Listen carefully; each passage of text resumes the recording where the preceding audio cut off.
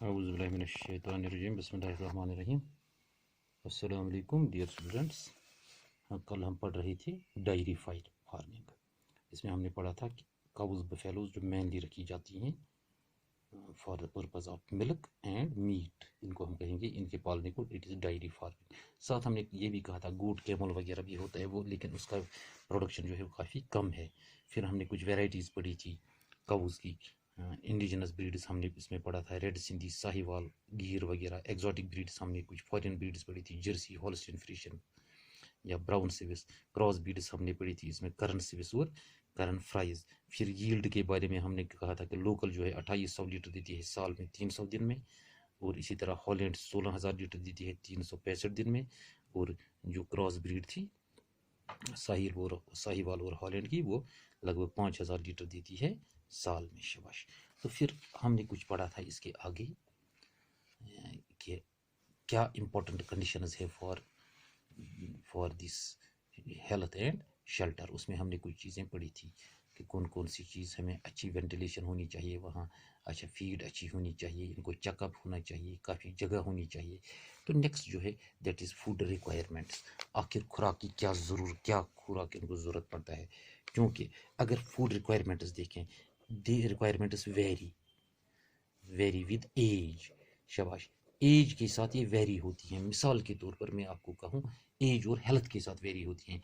जो young growing काफ होगा उसको ज़्यादा फूड चाहिए as compared to old cow. Old cow से ज़्यादा चाहिए किसको? जो यंग ग्रोइंग होगा। तो ये फीड जो हम इनको देते हैं, it is of two types. ये दो किस्म की हो सकती है। There are roughages and concentrates. Roughages और कंसनट्रेट्स देते हैं हमको। What are roughages? रफेजेस ये जनरली इनमें हाई फाइबर होता है। दे हैव हाई फाइबर, काफ़ी ज़्यादा फाइबर इनमें होता है, और न्यूट्रिएंट वैल्यू इसमें कम होता है, न्यूट्रिएंट मटेरियल कम होता है। मिसाल के तौर पर अगर ग्रीन फोडर हम दें, घास दें, सब्ज़ घास, हे दें, सूखी हुई घास दे देंगे हम, या सिट्रा मटेरियल देंगे हम, या लिग्यूम्स देंगे हम, ये तमाम चीज़ें इनको हम कहेंगे दीज आर रफेजेस। तो कंसनट्रेट्स जो है, concentrates they are low in fibre, they have low fibre. इनमें फाइबर काफ़ी ज़्यादा होता है, लेकिन they have high nutritive value. इसमें न्यूट्रिटिव वैल्यू काफ़ी ज़्यादा होता है। शाबाश। क्योंकि ये इजीली डाइजेस्टिबल है, और इनमें प्रोटीन कंटेंट ज़्यादा होता है, इनमें दूसरे न्यूट्रिएंट्स ज़्यादा होते हैं। इन कंसनट्रेट्स में हम इंक्लूड कर सकते हैं ग्रेन्स ऑफ मेज। मिसाल के तौर पर ग्रेन्स ऑफ मेज, मक्की के दाने दे सकते हैं, ओट्स दे सकते हैं, बार्ले दे सकते हैं, या दूसरे बाई प्रोडक्ट्स इनके, मिसाल के तौर पर वीट ब्रान दे सकते हैं। अच्छा, राइस हसक दे सकते हैं, इसमें ऑयल सीड्स दे सकते हैं, या हम सीड केक्स देते हैं, सीड केक्स। ये तमाम चीज़ें जो हैं ये कंसनट्रेट्स में आती हैं, इनका न्यूट्रिटिव वैल्यू काफ़ी ज़्यादा है। तो ये डायरी रिक्वायरमेंट, जो फूड की रिक्वायरमेंट जो है, जो हम एक एनिमल को देते हैं इन 24 आवर्स, 24 घंटे में कितना खुराक इसको हम दे देंगे, इसको हम कहते हैं it is ration. It is ration. जिस तरह हम स्टोर पर जाते हैं, राशन लाते हैं, अपने महीने का जो लाते हैं, दैट इज़ राशन। इसी तरह जो 24 घंटे में जो हमने एनिमल्स को खिलाया पिलाया, उसको हम कहेंगे राशन। शाबाश। तो ये राशन जो है, फीड जो है, it is necessary, it is important that it should be properly balanced। ये बिल्कुल बैलेंस्ड राशन होना चाहिए। अगर पुअर क्वालिटी में हम फूड दे देंगे इनको, ये directly effects the yield of milk. जो इनका मिल्क प्रोडक्शन है उस पर ये असर पड़ता है, उस पर काफ़ी असर ज़्यादा पड़ता है। शाबाश। लिहाजा हम ये कह सकते हैं, जो जैसी हम फीड देंगे, जैसा हम इनको फीड करेंगे, क्या खिलाएंगे, ऐसा ही इनमें मिल्क प्रोडक्शन होगी। तो एवरेज राशन जो एक काऊ का है, गाय का जो हम एवरेज राशन देंगे एक दिन में, उसमें लगभग अगर देखें हम, रफेज होने चाहिए 15 से 20 किलो। 15 से 20 किलो। हाँ, इसमें मान लेते हैं हम ये देते हैं इनको ग्रीन फॉडर, 15 से 20 किलो इनको ग्रीन फॉडर दे दो। शाबाश। कंसनट्रेट्स लगभग 4 से 5 किलो होनी चाहिए। 4 से 5 किलो इनको कंसनट्रेट्स होनी चाहिए, क्योंकि उसमें वो ग्रेन मिक्सचर वगैरह दिया जाएगा। वाटर लगभग 30 से 35 लीटर होना चाहिए। 30 to 35 लीटर्स एक दिन में इनको मिलना चाहिए। इसके साथ साथ इनको कुछ एडिशनल फूड्स भी चाहिए, जिसमें एंटीबायोटिक्स हैं, ये देनी चाहिए इनको, जिसमें मिनरल्स हैं, मिनरल्स देने चाहिए, और हार्मोन्स वगैरह इनको देने चाहिए। ये कुछ चीज़ें हैं जो हम फीड में इंक्लूड कर सकते हैं या इनके खाने में दे सकते हैं, ताकि हमारी जो यील्ड होगी काफ़ी अच्छी होगी। शाबाश। It was about this feed. Now next, cattle diseases. Cattle diseases, क्योंकि इनमें बीमारियां भी लगती हैं। कैटल में मुख्तलिफ किस्म की बीमारियां लगती हैं, बहुत सारी बीमारियां लगती हैं। मिसाल के तौर पर इनमें पैरासिटिक डिजीजेस भी हो सकती हैं, पैरासिटिक डिजीजेस लगती हैं। इनमें इन्फेक्शस डिजीजेस लगती हैं, इनमें नॉन इन्फेक्शस डिजीजेस लगती हैं। पैरासिटिक डिजीजेस होती हैं, अच्छा, इन्फेक्शस डिजीजेस होती हैं, और नॉन इन्फेक्शस डिजीजेस भी इनमें लगती हैं। शाबाश। तो first parasitic diseases. Parasitic diseases में हम देखते हैं इनमें कुछ पैरासाइट्स होते हैं, कुछ एंडोपैरासाइट्स होंगे जो बॉडी के अंदर होंगे, कुछ एक्टोपैरासाइट्स होंगे जो बॉडी के ऊपर होंगे, जो बॉडी के ऊपर होंगे। मिसाल के तौर पर एक्टोपैरासाइट्स में हम देखते हैं टिक्स एंड माइट्स। क्या देखते हैं? Ticks and mites. टिक्स और माइट्स ये होते हैं इनके बॉडी के ऊपर, और ये दोनों काज करते हैं, दे में काज स्किन डिजीजेस, इनसे इनमें कुछ स्किन बीमारियां लगती हैं। शाबाश। तो इंटरनल पैरासाइट्स में वर्म्स देखेंगे हम, ये बॉडी के अंदर होते हैं। मिसाल के तौर पर स्टोमक में हो सकती हैं, स्टोमक में वर्म्स होते हैं, वहां बीमारी काज करते हैं। या फ्लूक होता है, लिवर में होता है, लिहाजा इट डैमेजेस लिवर, ये लिवर को ही डैमेज करता है। ये थे कौन से? Parasitic diseases. अब कुछ हैं इन्फेक्शस डिजीजेस, वो बीमारी जो एक एनिमल में लगी और वहां से दूसरे एनिमल में भी लग सकती है। These are caused by bacteria, bacteria से होती है, वायरसेस से होती है। शाबाश। और इनमें अगर हम देखें कुछ डिजीजेस हैं, foot and mouth disease, foot and mouth disease,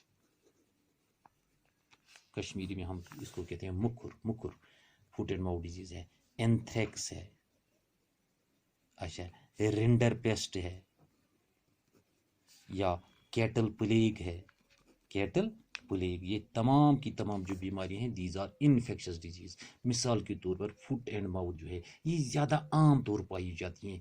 इसमें फीट पर, फुट पर और माउथ पर कुछ लीजन्स अपीयर होते हैं, लीजन्स पैदा होते हैं, और हम देखेंगे there is excessive salivation in animals and the animal feels difficulty in swallowing। शाबाश। दूसरा है नॉन इन्फेक्शियस डिजीज। कुछ बीमारियां ऐसी हैं जो एक में लग गई तो दूसरे पर नहीं, दूसरे को अटैक नहीं करेंगी, क्योंकि ये डिजीजेस आमतौर होती हैं due to malfunctioning of organs. कोई ऑर्गन फंक्शन ना करे ठीक तरह, लिवर ठीक तरह काम ना करे, स्टमक ठीक तरह ना काम करे, उनमें कुछ बीमारियां लगती हैं। These are non infectious diseases, और ये उसी एनिमल में रहेगी जिसमें ये बीमारी लगी, दूसरे में पास नहीं होगी। Then next is cattle breeding. Cattle breeding, क्योंकि एनिमल ब्रीडिंग किस लिए होती है? It aims at improving the genotype of domesticated animals. हम कोशिश करते हैं इंप्रूव करें जीनोटाइप ऑफ डोमेस्टिक एनिमल्स, किस लिए? To get varieties with desired characters, ताकि हम नई एनिमल्स पैदा करें जिन जो डिजायर्ड कैरेक्टर्स जिनमें होंगे, ऐसे वेराइटीज होंगे, ऐसे एनिमल्स होंगे जिनमें वो कैरेक्टर्स होंगे जो हम पसंद करेंगे। मिसाल के तौर पर इंक्रीज इन मिल्क, या increase in milk production, meat production, दोनों चीजों में हम इंक्रीज चाहते हैं, इसके लिए हम करते हैं कैटल ब्रीडिंग। कुछ ऑब्जेक्टिव्स एनिमल ब्रीडिंग के क्या है? First, improved growth rate. क्या होना चाहिए? Improved growth rate. ये नहीं कि आहिस्ता आहिस्ता 10 साल में वो छोटा सा जानवर रहेगा, ये 1-2 साल में काफी बड़ा होना चाहिए। इंक्रीज ग्रोथ रेट देखते हैं। Increased production of milk and meat, increased production of milk and meat, दूध भी बढ़ना चाहिए और इससे गोश्त भी काफ़ी निकलना चाहिए। शाबाश। तीसरा जो है super quality of milk. Super quality of milk, अगर मिल्क है, दूध है, ये दूध अच्छी क्वालिटी का होना चाहिए। अच्छा, improved resistance to diseases. Resistance to diseases, बीमारियां इनमें ज़्यादा असर नहीं करनी चाहिए या बीमारी को ये बर्दाश्त करने चाहिए, ऐसी वेराइटीज होनी चाहिए। Increased reproductive rate, reproductive rate बढ़नी चाहिए। Increased productive life, productive life यानी ज़्यादा टाइम तक ये दूध देनी चाहिए। ये चीज़ें कुछ हैं, these are the main objectives of animal breeding. Otherwise वरना हमारे पास ये कैटल होते हैं, फिर ब्रीडिंग की ज़रूरत नहीं थी, लेकिन हमें कुछ अपनी नीड्स पूरी करने के लिए, कुछ चीज़ें बढ़ाने के लिए एनिमल ब्रीडिंग करनी पड़ती है। तो ये ब्रीडिंग पॉसिबल है दो तरीकों से। It is possible in two ways. First, that is natural. एक तो नेचुरल ब्रीडिंग हो सकती है और दूसरा आर्टिफिशियल ब्रीडिंग हो सकती है। नेचुरल ब्रीडिंग भी हो सकती है, आर्टिफिशियल ब्रीडिंग भी हो सकती है। अगर नेचुरल की बात करें, इसमें दो तरीके का होगा। एक होगी रैंडम मैटिंग ब्रीडिंग में, रैंडम यानी नॉर्मल, नॉर्मल ब्रीडिंग जो है, नॉर्मल ब्रीडिंग जो आमतौर होती ही रहती है, दैट इज रैंडम। शाबाश। दूसरा कंट्रोल्ड ब्रीडिंग। नॉर्मल में, इसमें नेचुरल में हम कर सकते हैं कंट्रोल्ड ब्रीडिंग भी। What is controlled breeding? हम लेंगे local cow and exotic bull. Exotic bull, exotic bull, इसमें जो नई ब्रीड हो, इस ब्रीडिंग में जो नया प्रोडक्ट होगा उसमें कुछ कैरेक्टर्स लोकल के होंगे, कुछ एक्सोटिक ब्रीड के होंगे, यानी इसकी जो क्वालिटी है that will improve, that will improve. शाबाश। तो दूसरा जो तरीका है that is artificial breeding. Artificial breeding में हम क्या करते हैं? We take semen from a bull. एक बुल से लिया जाता है सीमेन, वो हाई क्वालिटी का बुल होता है, उसे सीमेन लिया जाता है and that is artificially inseminated.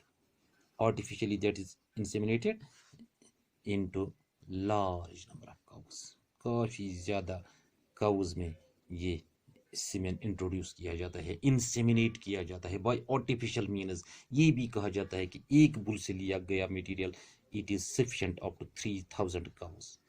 3000 cows के लिए एक बुल से लिया गया मटेरियल, एक बुल से लिया गया सीमेन काफ़ी है। या 3000 काउस को हम ब्रीड कर सकते हैं या प्रेग्नेंट बना सकते हैं कितना with the material that has been collected from one bull. शाबाश। तो इसको हम कहेंगे हमने आज ये कंप्लीट किया डायरी फार्मिंग। इसमें आज कैटल की जो हमने पढ़ा, इनमें क्या फीड क्या देते हैं, या कैटल की डिजीज़ क्या है, किस किस किस्म की इन्फेक्शस पैरासिटिक वगैरह या नॉन इन्फेक्शस डिजीज़ लगती हैं। फिर कैटल ब्रीडिंग के बारे में हमने थोड़ा सा डिस्कस किया। तो इंशाल्लाह कल हम नेक्स्ट उठाएंगे, that is next topic, that is next unit, that is biotechnology. Biotechnology. तो आज के लिए इतना काफ़ी है। Thank you. अल्लाह हाफिज़। Stay home, stay safe.